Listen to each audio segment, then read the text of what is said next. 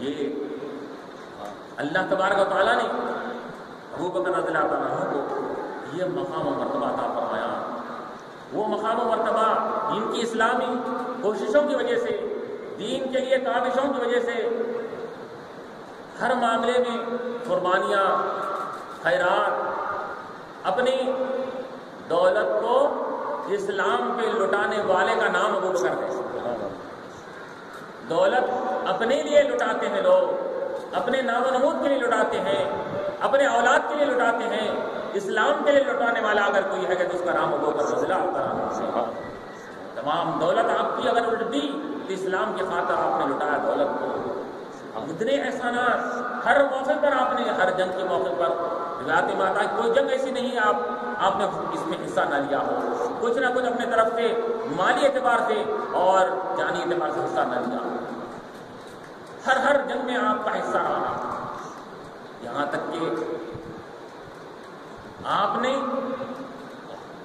وہ روایت میں آتا ہے کہ مسجد نبوی مدینہ منورہ کو ہجرت کر کے جب حضور مدینہ منورہ کو پہنچتے ہیں تو آپ وہاں پر ایک مسجد بنانے کا ارادہ فرماتے ہیں.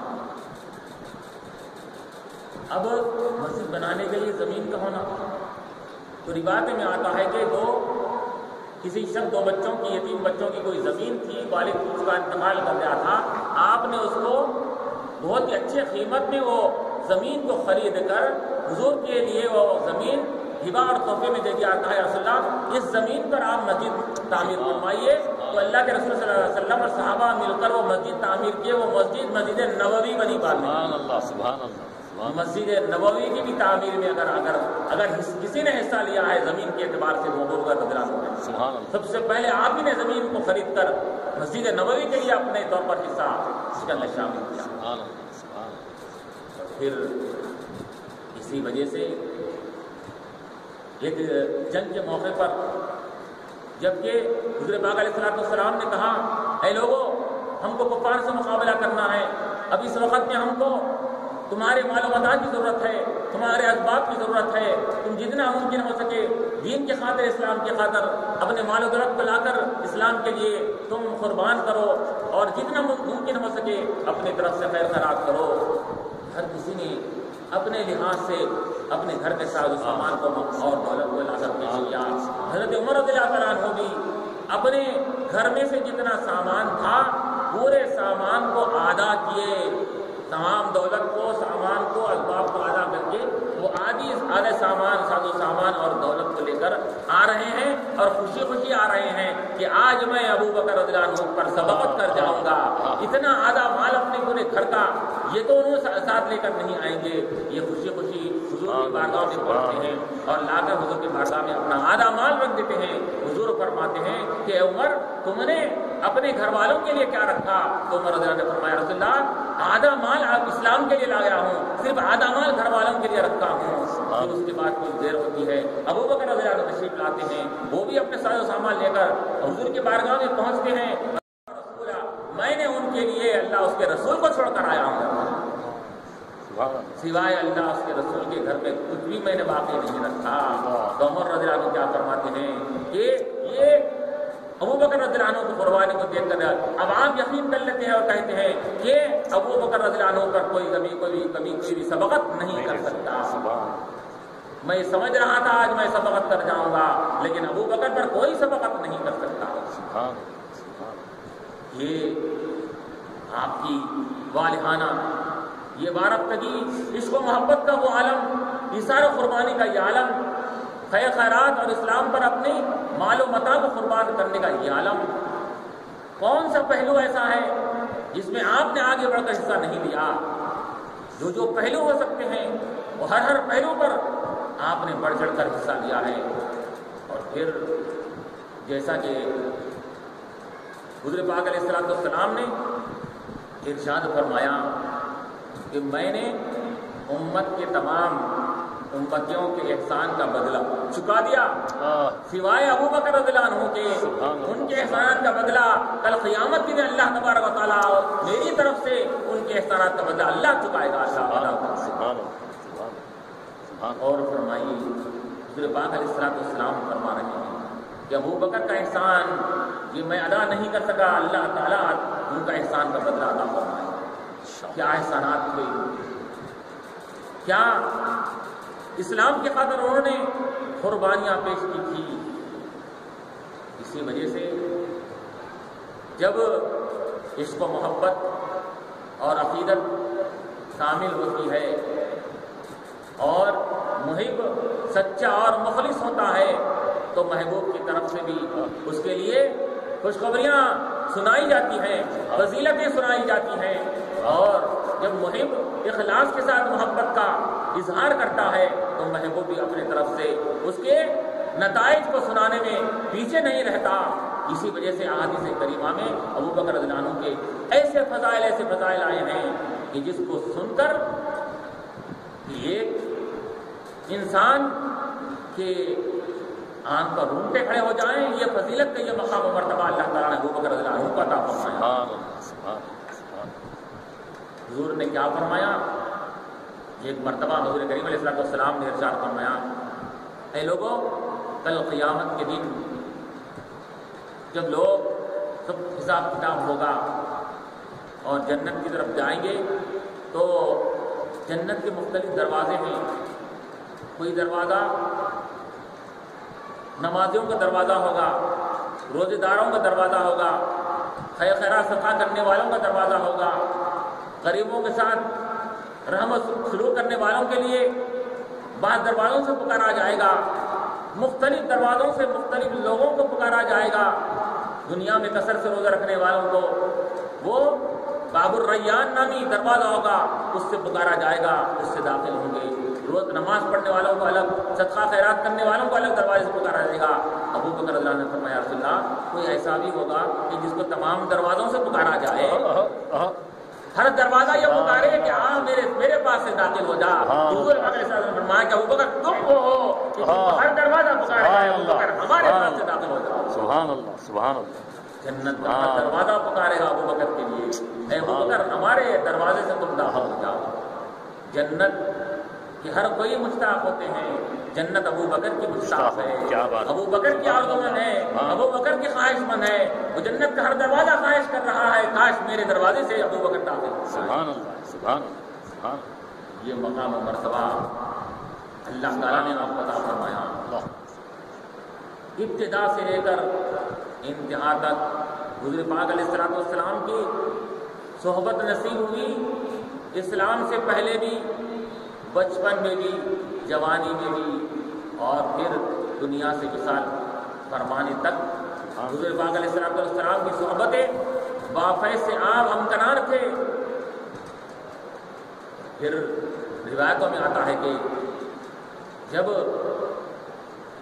حضور پاک علیہ السلام آخر ایام مرض میں آپ جب بیمار ہوئے تو آپ نے کیا حکم دیا کہ کہا کہ مرو ابا بکر فلیصلی بالناس، کہ آپ نے کہا حضرت عائشہ رضی اللہ عنہ سے کہ عائشہ لوگوں سے کہو کہ ابو بکر کو حکم دو کہ وہ لوگوں کو نماز پڑھائیں۔ اپنے ایام مرض میں آپ نے حکم دیا کہ ابو بکر کو حکم دو کہ وہ لوگوں کو نماز پڑھائیں۔ تو عائشہ رضی اللہ عنہ نے فرمایا، رسول اللہ کہ ابو بکر رقیق القلب ہیں، نرم مزاج ہیں، نرم دل رکھتے ہیں، کہیں آپ کے مقام پر مصلی پر ٹھہر کر رقت طاری نہ ہو جائے، نماز پڑھا سکے نہ پڑھا سکے۔ سبحان اللہ۔ عمر رضی اللہ عنہ کو حکم دو، تھوڑا سخت ہے انہوں مزاج کے اعتبار سے، ان کو حکم دیجیے وہ نماز پڑھائیں۔ سبحان اللہ۔ حضور نے فرمایا کہ مرو ابا بکر، میں بول رہا ہوں ابو بکر کو حکم دو کہ وہ نماز پڑھائے لوگوں کو۔ سبحان اللہ، سبحان اللہ۔ تو روایت میں بعض روایت میں آتا ہے کہ اس کے باوجود بھی عائشہ رضی اللہ عنہا نے حضرت حفصہ جو عمر رضی اللہ عنہ کی صاحبزادی ہے ان سے کہا کہ حفصہ تم کو بھی جا کر حضور سے کہو کہ ابو بکر خود رقیق القلب ہے، وہ آپ کے مقام پر ٹھہریں گے تو وہ رفت طاری ہو کر نماز پڑھا سکیں یا نہ پڑھا سکیں۔ عمر کو، ہمارے والد کو نماز پڑھانے کے لیے تم حضور سے جا کر کہو کہ میرے والد کو حکم دیجیے۔ تو وہ حضرت حفصہ جا کر حضور سے خواہش کرتے ہیں تو حضور پھر سختی کے ساتھ کہتے ہیں میں کہہ دیا سو کہہ دیا، ابو بکر سب کو کہو جا کر کہ لوگوں کو نماز پڑھائیں۔ سبحان اللہ، سبحان اللہ۔ اور تھوڑا سا سختی کے ساتھ آپ نے فرما دیا۔ وہ حضرت حفصہ رضی اللہ عنہ اور عائشہ رضی اللہ عنہ کو یہی کہتی ہیں کہ دیکھو تمہاری طرف سے مجھے حضور کی سختی کھیلنا پڑا. اور پھر اس کے بعد حضرت ابوبکر رضی اللہ عنہ امامت فرمانے لگے ایام وقت میں بیماری کی حالت میں. اور پھر حضور پاک علیہ السلام نے ایک موقع پر تو یہ ارشاد فرمایا کہ جس قوم میں جس جماعت میں ابوبکر ہے دوسرے کی مجال نہیں کہ وہ نماز پڑھا سکے. سبحان اللہ سبحان اللہ. جس جماعت میں ابوبکر ہے دوسروں کی کوئی مجال نہیں کہ وہ نماز پڑھا سکے. ابوبکر رہتے ہوئے کسی کی مجال نہیں کہ نماز نہیں پڑھا سکتا. حضور نے یہ بھی بات میں آیا ہے ترمذی شریف کی روایت میں ہے یہ بھی اللہ کے رسول صلی اللہ علیہ وسلم نے واضح طور پر فرما دیا. سبحان اللہ سبحان اللہ. حضور پاک علیہ السلام نے اپنے خلافت اور اپنی امامت کے مقام پر خلیفہ بنا کر یہ پہلے ہی آپ نے نشاندہی فرما دی کہ اگر میرے بعد اگر کوئی میرے مقام پر میری جانشینی خلیفہ ہوں گے تو ہوگا رضی اللہ تعالیٰ. اور پھر یہ تو بچپن سے ساتھ جوانی میں ساتھ اور آخر عمر میں ساتھ اور پھر وصال سبحان اللہ یہ بات کا یہ عالم ہے کہ روایت میں آتا ہے کہ جب حضور پاک علیہ السلام ایام مرض میں تھے ایک مرتبہ حضور پاک علیہ السلام سے ابوبکر نے اجازت لے کر آپ کی کوئی زوجہ محترمہ دور مقام پر رہا کرتی تھی تو آپ نے کہا کہ ان سے میں مل کر آپ نے اگر آپ اجازت دی. حضور پاک علیہ السلام نے آپ کو اجازت دی کہ تم جا سکتے. تو ابوبکر رضی اللہ عنہ اپنی زوجہ محترمہ سے ملاقات کے لیے گئے. وہاں جا کر واپس ہو رہے تھے راستے میں اطلاع ملی کہ حضور پاک علیہ السلام دنیا سے پردہ فرما دیا. فوراً آپ سیدھا عائشہ رضی اللہ عنہا کے کمرے اور حجرے کی طرف آگے بڑھتے ہیں. ایک لوگوں کا ایک ہجوم ہے اور ہر ایک اپنے ایک بے سودی کی حالت میں ہے, کوئی سود میں نہیں ہے. آپ فوراً کسی کو دیکھے بغیر آپ رخ فرماتے ہیں بی بی عائشہ رضی اللہ عنہا کے حجرے میں جہاں پر حضور پاک صلی اللہ علیہ وسلم آرام فرما رہے ہیں. روایت میں آتا ہے سیدھا آپ وہاں پر تشریف لے جاتے ہیں. بعض روایت میں بھی آتا ہے کہ آپ وہاں پر جا کر باہر پہلے اجازت طلب کرتے ہیں کہ اندر آ سکتا ہوں. اندر کوئی نہیں ہے.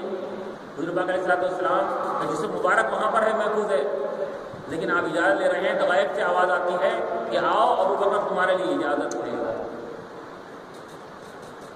اندر جاتے ہیں اور پھر چہرے مبارک سے کپڑا ہٹا کر حضور پاک علیہ السلام کی پیشانی مبارک کو بوسہ لیتے ہیں.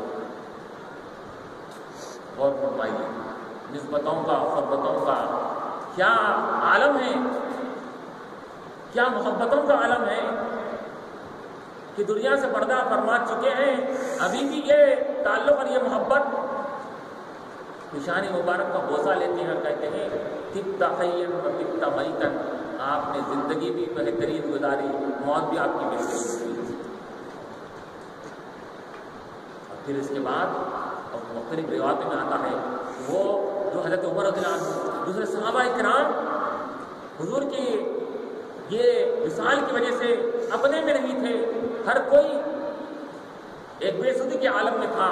اس کو سنبھالنے والے ان سب کو پر کنٹرول اور قابو کرنے والے ہو کر رضی اللہ عنہ آپ باہر آتے ہیں, بہترین بات اور خطبہ دیتے ہیں اور پھر لوگوں کو ایسے طریقے سے سمجھاتے ہیں کہ حضرت عمر رضی اللہ تعالیٰ عنہ جیسا شخص جو تلوار لے کر ٹہل رہے تھے عمر رضی اللہ تعالیٰ عنہ کہ جو کوئی مجھے حضور پاک علیہ السلام کی وصال کی خبر دے گا اس کی گردن اڑا دوں گا, میں یہ خبر سن نہیں سکتا, برداشت نہیں کر سکتا.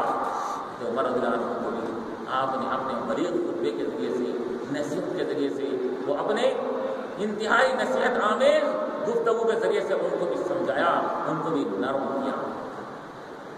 پھر اس کے بعد آپ کو خلیفہ مقرر کیا گیا اور روایتوں میں جیسا کہ آتا ہے کہ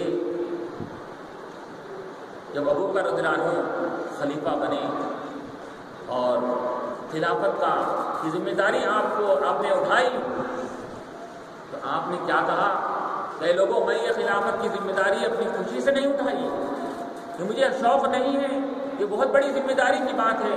تمام لوگوں نے باتفاق آرا مجھ کو منتخب کیا ہے تو میں مسلمانوں کی فلاح اور بہبود کے لیے, ان کی بہتری کے لیے کہیں فتنہ نہ پیدا ہو جائے, کہیں کوئی بگاڑ نہ پیدا ہو جائے, اختلافات زیادہ نہ ہو جائے, اس کے خاطر میں نے خلافت کی ذمہ داری کو قبول کیا ہوں.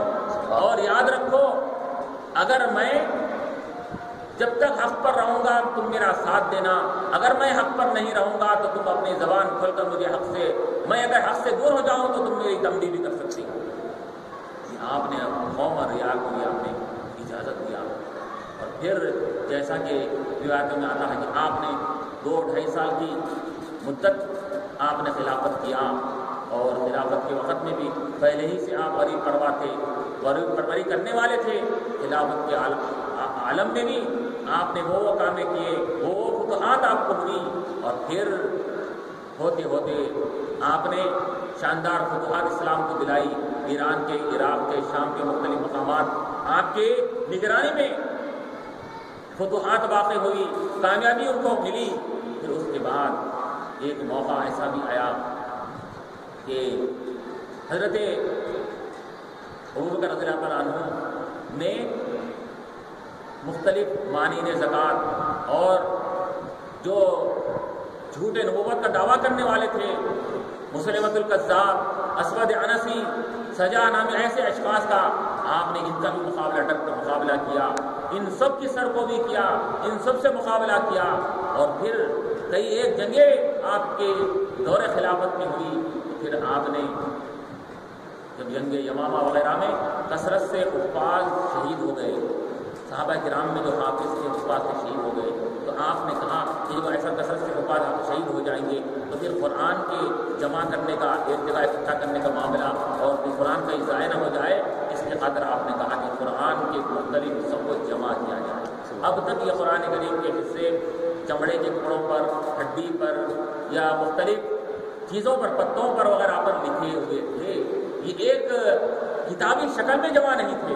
تو آپ نے مشورہ فرما کر صحابہ کرام سے آپ نے کہا کہ ان کو ایک جگہ جمع کیا جائے. چنانچہ آپ کے حکم پر وہ تمام حصوں کو، حفظہ کو وہاں پر رکھا گیا اور حافظین سے اس کی تصدیق کر کے پورے حفاظ کو سامنے رکھ کر ایک ایک آیت کی تصدیق کی جاتی. یہ آیت پہلے ہے، اس کے بعد یہ آیت ہے، اس سورے کی یہ آیت ہے، اس کے بعد یہ آیت ہے، یہ پہلا رکوع ہے، یہ دوسرا رکوع ہے. اس طرح جمع کیا جا کر ایک کتابی شکل میں اس کو رکھا گیا. اور اس کے بعد وہ نسخہ آپ نے حضرت حفصہ عمر رضی اللہ عنہ کی صاحبزادی کو دیا، وہ کہ یہ اصل نسخہ ہے، اس کو اپنے پاس رکھنا ہے. اب البتہ ایک نسخے کی شکل میں، کتابی شکل میں جمع تو ہو گیا تھا، لیکن روایت میں آتا ہے کہ ابھی وہ طباعت کا کام، چھپوانے کا کام ابھی مکمل نہیں ہوا تھا.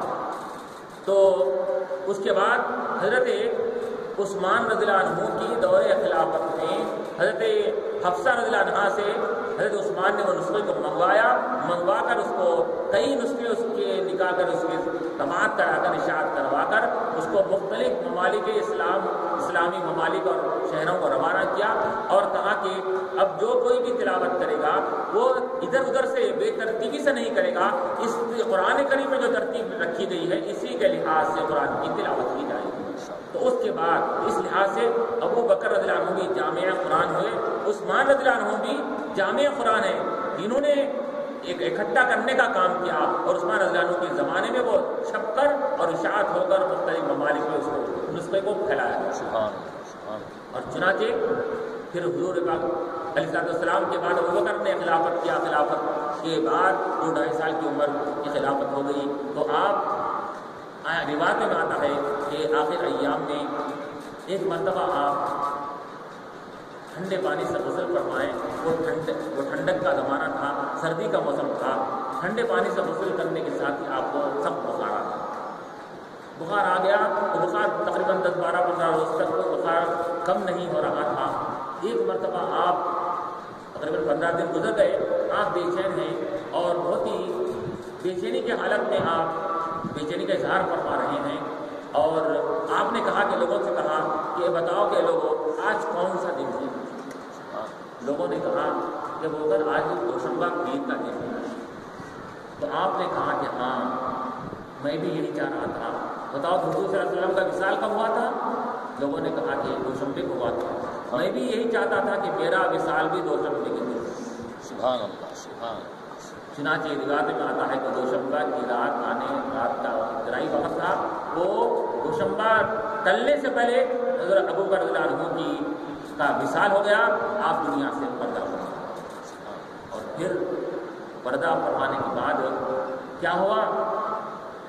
یہ غار یار بھی تھے، اور غار یار تو تھے، اب غار مزار بھی بن گئے۔ سبحان اللہ، بے شک، سبحان اللہ۔ غار ثور میں رہ کر زندگی پر حضور کے ساتھ ساتھ زندگی گزار کر جب محبت کامل ہوتی ہے، جب محبت اٹوٹ اور پکی ہوتی ہے، اخلاص پر مبنی ہوتی ہے، تو پھر محب محبوب کا کبھی ساتھ اس کا چھوٹتا نہیں ہے، ہمیشہ وہ محب اپنے محبوب کے ساتھ رہا کرتا ہے۔ اگر ایسی محبت کا نمونہ دیکھنا چاہتے ہو، ابو بکر رضی اللہ عنہ کی محبت کو دیکھو، جس نے اخلاص پر مبنی محبت کی کہ دنیا میں بھی حضور کا ساتھ نہیں چھوڑا، وصال کے بعد بھی حضور کا ساتھ نہیں چھوڑا، حضور کے قرب میں، حضور کے بعد میں آپ کو مدفون کیا گیا، اور یہ تو یہاں کا ساتھ ہوا۔ اب دیکھیے کہ قیامت کے میدان میں جب اٹھیں گے تو وہاں کا کیا عالم ہوگا۔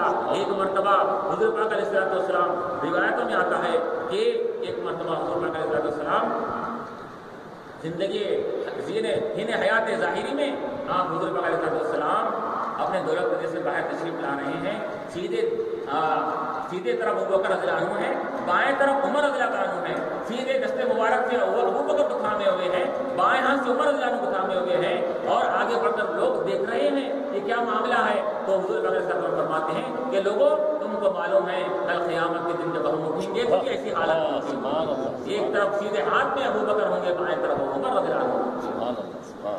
تو قیامت کے میدان میں بھی اٹھ رہے ہیں، تو ساتھ میں رہا ہے، صحبت میں رہیے، رفاقت میں رہیے، وہاں بھی رفاقت میں رہیے۔ اور یہی نہیں، قیامت کا میدان آ گیا۔ اب قیامت کے میدان میں عمدہ ترین مقام کون سا ہے؟ حوض کوثر عمدہ ترین مقام ہے، جہاں پر امت وہاں پہ جمع رہے گی، حضور امتیوں کو، پیاسے امتیوں کو پانی سے سیراب کریں گے۔ ترمذی شریف کی روایت ہے، حضور پاک علیہ الصلوۃ والسلام نے زندگی میں ہی آپ نے ان حیات ظاہر میں آپ نے خوشخبری دے دی، اے ابو بکر تم میرے ساتھی صرف دنیا میں غار ثور میں نہیں ہو، حوض کوثر میں تو میرے ساتھ رہو گے، حوض کوثر میں بھی تمہارا میرا ساتھ ہوگا۔ یہ ابو بکر رضی اللہ عنہ کی یہ عشق و محبت، یہ آپ کی وارثگی نہیں، یہ حضور کو کہ رفاقت، حضور کا ساتھ، حضور کا میت اس طرح عطا فرما دی آپ کو کہ آپ دنیا میں بھی ساتھ ہیں، خبر میں بھی ساتھ، مزارہ میں بھی ساتھ ہے، قیامت میں بھی ساتھ رہیں گے، حوض کوثر میں بھی ساتھ ہے۔ اللہ تبارک و تعالیٰ ابو بکر رضی اللہ عنہ کی یہ اس عشق و محبت والی زندگی کے اثرات اور برکات کی جھلکیاں ہماری زندگیوں پر اللہ تعالیٰ مرتب فرما، اور ان کے جو عشق و محبت کے جو نمونے ہیں اور عشق و محبت کے جو انہوں نے وارثگی اور جو قربانیاں دی ہیں، اس کا ایک حصہ ہم کو بھی عطا فرما، ان کے ایمان کا کچھ حصہ ہم کو بھی عطا فرما، اور ہم کو ان بزرگان دین کے نقش قدم پر چلنے کا عطا فرما۔